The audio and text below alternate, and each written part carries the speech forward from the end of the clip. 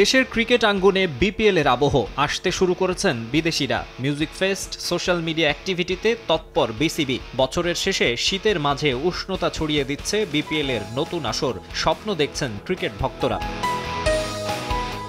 ঢাকায় পা রেখেছেন অস্ট্রেলিয়ান স্টার শন টেইট। খেলোয়াড়ি ক্যারিয়ারের ইতি টানা টেইট এবার ভিন্ন ভূমিকায় এসেছেন চিটাগং কিংসের হেড কোচের দায়িত্ব নিয়ে। 2013 সালে এই চিটাগং কিংসেই খেলেছিলেন ইতিহাসের অন্যতম দ্রুতগতির বোলার। মাঝে চট্টগ্রাম চ্যালেঞ্জার্সে বোলিং কোচের দায়িত্বও পালন করেছেন। এবার বন্দরনগরীর ক্রিকেট ফ্যানদের শিরোপার স্বপ্ন পূরণে বসেছেন কিংসের প্রধান কোচের চেয়ারে।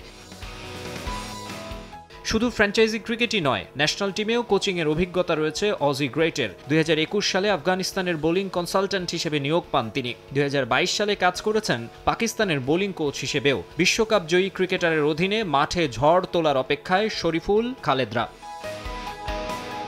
এদিকে দুর্বার রাজশাহী পরিকল্পনা সাজাচ্ছে ইজাজ আহমেদকে ঘিরে। পাকিস্তানের সাবেক ব্যাটসম্যানকে হেড কোচ হিসেবে নিয়োগ দিয়েছে দলটি। পাকিস্তানের 1992 ওডিআই বিশ্বকাপ চ্যাম্পিয়ন দলের সদস্য ইজাজ। টেস্ট আর ওয়ানডে মিলিয়ে খেলেছেন 310টি ইন্টারন্যাশনাল ম্যাচ। 14 বছরের ক্যারিয়ারে রান করেছেন প্রায় 10,000। এমন একজনকে পেয়ে উচ্ছ্বসিত দুর্বার রাজশাহী। 56 বছর বয়সী ইজাজের কোচিং অভিজ্ঞতাও একেবারে কম নয়। পাকিস্তান অনূর্ধ্ব-19 দল ও পিএসএল টিম লাহোর কালান্দার্সের প্রধান কোচ এবং পাকিস্তান জাতীয় দলের সহকারী কোচ হিসেবে কাজ করেছেন তিনি। তাসকিন বিজয়দের নিয়ে শিরোপার লড়াইয়ে নামবেন এই পাকিস্তানি।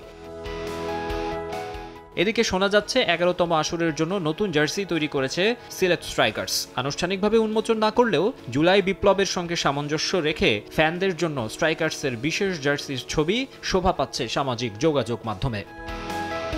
মাকসুম আলম খান, সময় সংবাদ, ঢাকা।